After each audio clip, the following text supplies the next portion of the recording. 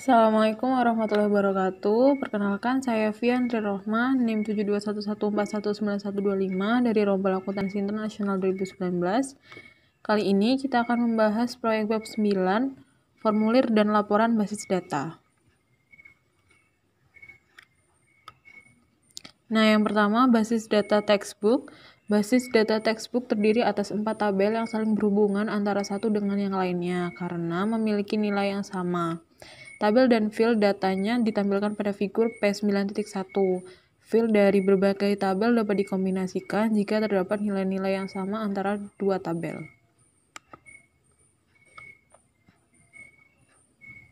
Nah, ini tadi figur dari P9.1, tabel dan data field pada basis data textbook. Ada student, berisi first name, last name, book number, book yang terdiri dari titel berhubungan ya dari book number, nanti terdiri dari title, author, price, lalu intersect, class. Selanjutnya figur P9.2, nilai-nilai pada tabel student. Nilai-nilai pada tabel student terdiri dari first name, last name, book number, dan copies to sell. Selanjutnya, membuat formulir.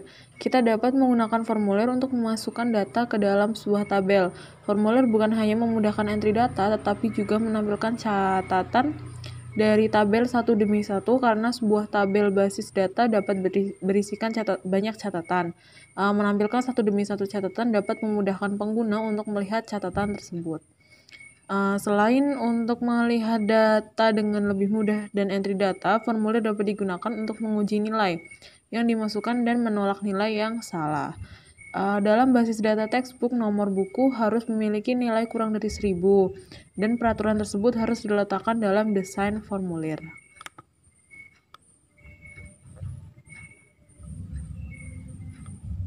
Ya, figur P9.3, nilai dalam tabel buku. Ini ada book number, nomor bukunya yang tadi harus kurang dari 1000, first name dan last name, lalu ada harga. Selanjutnya, untuk membuat formulirnya, buka program akses dan kemudian buka basis data textbook. Terlihat pada figur P9.4, layar basis data textbook.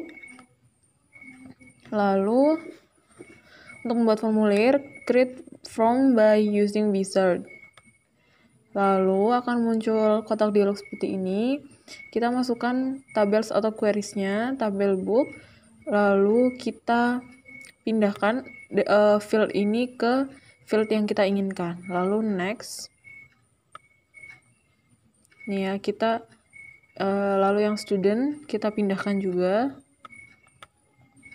Nah, kita bisa mengganti judulnya. What title do you want for your form? Ya, ini kita contohkan beri nama student data entry form. Nah, kita pilih yang open the form to view or enter information, lalu finish. Nah, pada kolom dialog ini ada beberapa menu. Yang ini menu untuk record pertama, menu untuk menuju record pertama, yang ini menuju record sebelumnya, yang ini untuk menuju record berikutnya, yang ini menuju record terakhir, lalu yang paling kanan menuju record baru.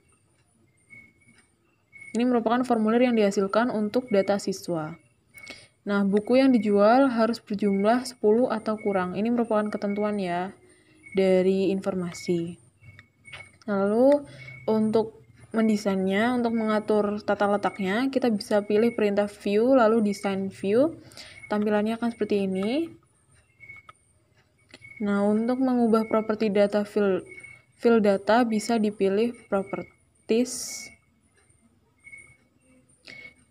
Untuk mengubah peraturan untuk nilai nomor buku bisa dilihat di figur P9.13. Nah, ini book number must be less than 1000 ya. Di sini peraturannya seperti itu. Lalu laporan dari banyak tabel. Sebagian report of books used in each class ditampilkan dalam figur P9.20. Laporan ini membutuhkan informasi dari tabel book serta tabel kelas. Jadi nanti queriesnya tabel book sama tabel kelas. Buku-buku yang digunakan untuk masing-masing kelas ditampilkan bersama dengan harga buku. Pada akhir masing-masing catatan kelas, jumlah harga buku yang digunakan dalam kelas tersebut akan ditampilkan. Untuk menghasilkan jumlah ini, laporan tersebut harus dikelompokkan menjadi sebuah file. Dalam laporan ini, file kelas 6 digunakan untuk pengelompokan dan harga buku digunakan dalam masing-masing anggota kelompok dijumlahkan. Header dan footer dapat dibuat untuk setiap file data yang membentuk kelompok ini. Buatlah sebuah laporan baru dengan proses yang sama seperti yang tadi. Ketika ditampilkan sebuah layar yang tampak akan seperti figur P9.16, lalu pilih tabel kelas dari menu dropdown dan fill class number, lalu kembalikan ke menu dropdown, lalu pilih tabel book dan pilihlah field title dan field price. Sekarang pindah ke layar berikutnya. Kita lihat, ini laporan jumlah siswa dalam suatu kelas. Lalu untuk memulai membuat laporan, kita seperti tadi, create report by using wizard. Lalu memilih tabel untuk field untuk laporan. Kita pilih queriesnya class. Lalu kita pindahkan ke selected field, lalu next. Nah, di sini kita bisa mengurutkan bagaimana urutannya antara 1, 2, 3, 4. Kita yang pertama ini class number ya. Lalu kita urutkan seperti yang dibutuhkan. Nah, untuk memilih tampilan desainnya, untuk mengatur desain, kita bisa pilih view, lalu design view. Nah, akan tampak seperti ini. Kita bisa mengaturnya besar kecilnya, hurufnya.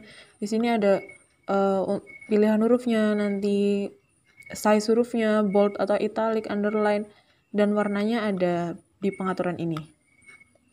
Nah, lalu ini sebagian laporan buku yang digunakan masing-masing kelas. Ini ada laporan buku yang ada harganya. Lalu kita bisa mengurutkan pilihan pengurutan dan ringkasan untuk laporan dari banyak tabel. Kita urutkan.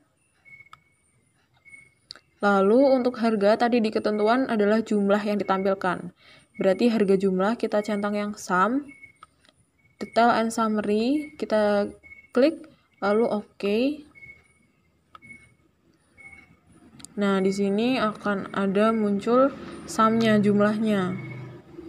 Sebesar ini ya. Ini 61 juga jumlahnya per